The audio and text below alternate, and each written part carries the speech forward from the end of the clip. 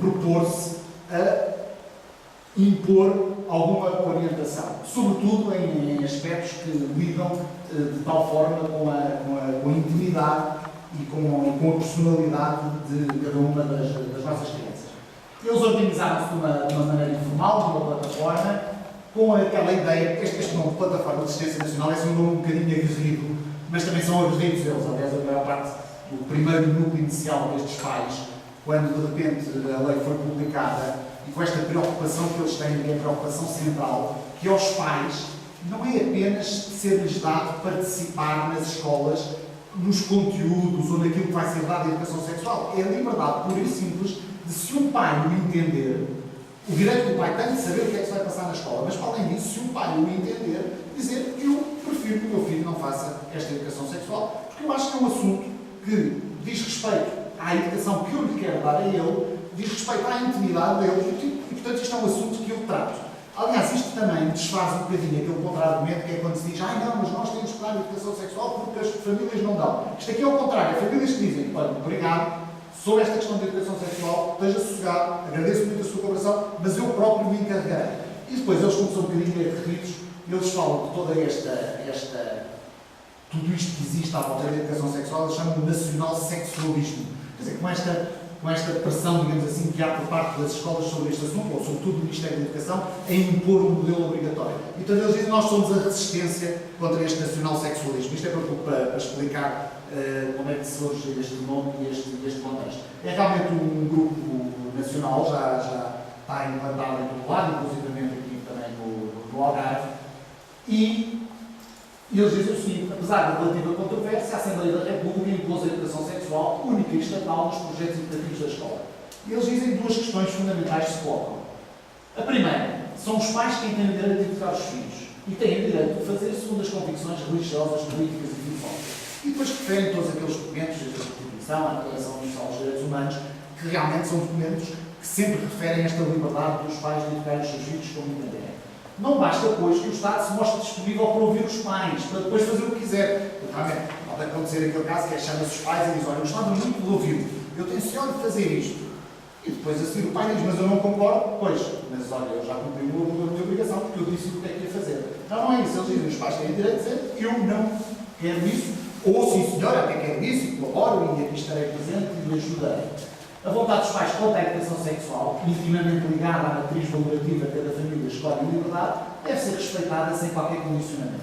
Conto-vos uma história. Eu fui deputado na legislatura anterior, na 10ª legislatura, aliás, teve a dizer o colega aqui da doutora Isabel do Carmo, e travei-me de amizade com a Ana Drago, que é uma deputada do Bloco de Esquerda, ficámos amigos, fazemos parte da mesma comissão, da Comissão de Assuntos Sociais. Estávamos a conversar sobre isto e ela disse: qual é o seu ponto sobre a questão da liberdade de educação? Eu disse: olha, é muito simples. É assim, você gostava, ela tem uma filha agora com 4 anos, você gostava que a educação sexual da sua filha fosse dada por mim? Ela disse: não, que horror, Deus me livre. Eu disse: pronto, exatamente. E eu também não gostava que fosse você a dar a educação sexual às minhas filhas. Portanto, o que é que eu quero? Que você tenha a liberdade de escolher quem você considera adequado para dar a educação sexual às suas filhas e que eu possa escolher quem eu acho, ou a maneira como eu acho que é adequado dar a educação sexual às minhas filhas. No meu caso, tenho 4 filhos, é um milagre, nunca tive educação sexual, consegui ter 4 filhos, portanto, imagino que é que eu não teria conseguido fazer filhos se tivesse uma educação sexual. Mas, portanto, quer dizer, esta é a ideia central. A ideia central não é ser puro ou a favor ou contra a educação sexual, é: eu tenho o direito de educar os meus filhos conforme eu entendo. E nesta matéria, tenho o direito de dizer que não quero, eventualmente, ou que quero este ou não quero aquele. Isto é o ponto absolutamente fundamental. Isso implica à cabeça que os pais tanto devem poder optar pela educação sexual oferecida nas escolas, como devem poder igualmente optar por recusar essa educação sexual. Isto depois tem uns termos práticos. Os termos práticos são muito simples. É os pais que estão, enfim, que se identificam com este ponto de vista e, no caso, aqueles que não querem educação sexual, estão a entregar no início do ano, no ato de inscrição dos filhos, uma carta a declarar: eu não consinto que seja dada educação sexual aos meus filhos, quero ser informado quando isso acontecer e que me digam, porque eu vou cá buscar o meu filho e bem. dizem-me assim, mas isso é traumático ou não para as crianças e tal. E eu recordo uma história no Externato Luso-Britânico, ali perto da minha casa, no último ano, portanto, esta é portuguesa, a Madalena, e que às tantas disseram, do lado da escola, ela disse, vamos ver um filme à Câmara Municipal de Lisboa sobre educação sexual e tal. Perfeito. Eu à escola e disse, olha, como é que é o filme? O filme é bom. Não sabemos e tal, nunca vi o filme. Eu disse, mas eu não deixo a minha filha ir ver um filme que ninguém viu e que ninguém me sabe explicar. E, portanto, fui nesse dia, no dia seguinte, ou 2 dias depois de manhã, fui buscar a minha filha Madalena. A parte boa é que fomos ao McDonald's, porque ela adorou, almocei com ela, conversei com ela, andámos a passear e depois a seguir depositei-a na escola novamente. E, quer dizer, o que eu vejo na reação dela foi como lá teve o McDonald's, portanto, o McDonald's é uma alternativa boa a ir ver um filme à Câmara Municipal de Lisboa, não é? E depois, ao mesmo tempo, foi curioso que ela disse, o pai não disse uma coisa, mas o que é que o pai gostava de dizer sobre isto? E pronto, foi porreiro, ficamos a uma conversa boa sobre o assunto, sobre o que é que eu gostava de dizer sobre isso e porque é que ela não tinha ido ver o filme à Câmara Municipal de Lisboa. Sobre o qual, aliás, nunca soube o que é que tinha o referido, se calhar era ótimo, mas enfim, como não soube dizer, não me assim. Segunda, qualquer programa de educação sexual para vigorar nas escolas tem de se fundar num trabalho científico metódico e sério. Ora, vamos lá ver uma coisa. Como é que eu ia dizer isto? Como é que eu ia dizer isto?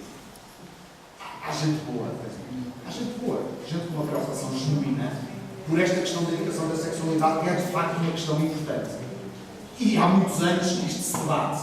Mas esta questão da educação sexual tem muitos mitos à sua volta. Eu recomendava-lhes seriamente que vissem, se passa pela publicidade, não é como costumam dizer na televisão, o Sol desta passada sexta-feira, que aliás é uma coisa ótima, tenho uma entrevista ótima de 6 ou 7 páginas, estou nervoso, vale a pena fazer, porque o nervoso faz 30 anos de carreira, tem uma entrevista muito gira com ela, vale a pena comprar o jornal por causa disso. Mas para lerem um artigo chamado Educação Sexual, 6 mitos e 6 factos. É publicado, portanto é o Sol desta sexta-feira, este artigo foi escrito pelo João Araújo, que é um professor universitário, sim, um gênio. Ele é o professor Cavaco Silva, não sei se sabem que o professor Cavaco Silva foi doutorado na Universidade de York. E o professor Cavaco Silva não basta dizer este, mas este aqui, o João Araújo, o português teve a melhor nota de doutoramento na Universidade de York. Portanto, tem esta coisa acima do nosso Presidente da República e esta pessoa. E que é especialista nas questões de educação sexual. E ele fala sobre os mitos que têm havido à volta desta questão da educação sexual. Porque a educação sexual é um assunto sério, portanto, é preciso olhar com atenção. A plataforma alerta que muitas vezes, nem sempre, quando se fala de educação sexual, é tal o empenho militante em que ela existe, até por uma intenção boa, porque as pessoas percebem que é uma coisa importante, e põem-se de tal maneira que às tantas criam-se uma série de mitos à volta. Eu não vou referir a todos, mas, por exemplo, aquela coisa clássica que é Portugal é quem tem a maior taxa de gravidez adolescente. Ora bem, isto é completamente falso. Completamente falso. Maior taxa de gravidez adolescente do que nós tem a França, a Dinamarca, a Suécia, a Noruega, a República Checa, a Islândia, a Eslováquia, o Reino Unido, tem mais o dobro de Portugal, mas isso para lá que é reconhecido. E a Hungria, tem o triplo de nós. Já agora, nos Estados Unidos, que é o maior consumidor e exportador de educação sexual, a taxa é 4 vezes maior do que a portuguesa. Portanto, num país onde a educação sexual está muito mais disseminada, é muito mais antiga, etc. E isto é um mito que existe à volta da educação sexual e que não é dito. Depois, por outro lado, também esta questão da prevenção da gravidez e do contágio das doenças, porque diz assim, a educação sexual é um fator fundamental e decisivo na questão da prevenção das doenças. Isto não está demonstrado de maneira nenhuma. Existem cerca de 23 estudos de maior alcance de universo e de alcance e de vastidão do próprio conteúdo dos estudos. Foi feito aquele chamado meta-análise sobre estes 23 estudos e as duas únicas conclusões que foi possível tirar certas, olhando para os 23 estudos existentes, foi que nenhum modelo é consensual, no sentido que nenhum modelo de educação sexual, o que é natural, porque também cada um de nós perguntar sobre aquilo que gostaríamos de ensinar aos nossos filhos, cada um de nós teria certamente, até porque parte da diferença do próprio filho, não é? Portanto, cada um de nós teria uma opção diferente. E a segunda coisa é que continua por provar que existe um modelo de sexo seguro, quer dizer, está por provar que existe uma forma de sexo seguro que nos assegure de certeza que diminui a gravidez adolescente ou o contágio das doenças sexualmente transmissíveis. Quer dizer, ainda não se conseguiu, pode ser que um dia se consiga, mas até agora ainda não se conseguiu, se você ensinar isto desta maneira, pode ter certinho, que vai diminuir a gravidez adolescente ou que se vão transmitir menos doenças sexuais transmissíveis. Isto não é. E este é o outro mito que anda à volta da questão da educação sexual. Depois há aquela questão que é assim, mas a matemática é obrigatória. Então, na minha aula, o professor anda a perguntar à professora de matemática o que é que ele vai ensinar ou o que é que ele não vai ensinar. Não, de facto, não. Porque ele dá aqui um exemplo dos engenheiros, porque ele diz que a matemática é obrigatória porque é exigida pela realidade. Um engenheiro precisa do cálculo diferencial. E por isso tem que saber de derivada. Este João Agudo é doutorado em matemática, porque ele usa os exemplos da matemática. Quem opta por não ter matemática a partir do nono ano está a optar por não ser engenheiro. Agora, quem não optar pela educação sexual que a escola lhe oferece, está privado de ter uma vida sexual. Isso não está. Terá a sua vida sexual na mesma. Quer dizer, não é uma coisa que se fique privado de viver ou ser. E, portanto, é muito importante, há uma série de mitos sobre a educação sexual e a plataforma alerta para eles. Carolina do Norte, nos Estados Unidos, é um bom exemplo. Tem aulas de educação sexual compreensiva, tem aulas de educação sexual para a abstinência e não tem educação sexual. Qualquer uma das hipóteses é possível neste estado dos Estados Unidos. Há agora algum mal-estar nas famílias e nas escolas, feriram-se os valores democráticos de fundo.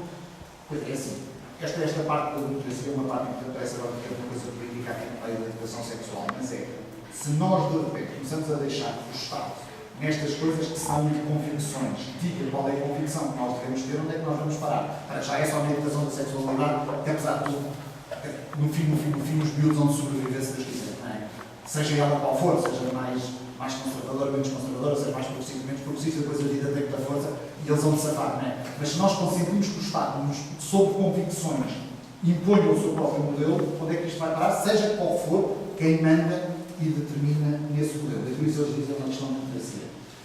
Entretanto, o que pode fazer cada pai e cada mãe é escrever à escola uma mensagem simples. Não autorizamos que o nosso filho assista a qualquer aula, ação ou aconselhamento relativo à educação sexual, sem o nosso acordo por escrito, atempadamente solicitado pela escola. O que é que nós apreciamos? Pluralismo, o que exigimos? Liberdade. O tal acordo, entre aspas, a que eu cheguei com a Andrade. Não seja o Estado a definir o comportamento sexual dos jovens, sejam os pais a educar os filhos. Pronto, isto é o que a plataforma está, portanto, apresentada e está apontada. Os meus apontamentos todos também. Queria só, assim, não posso mostrar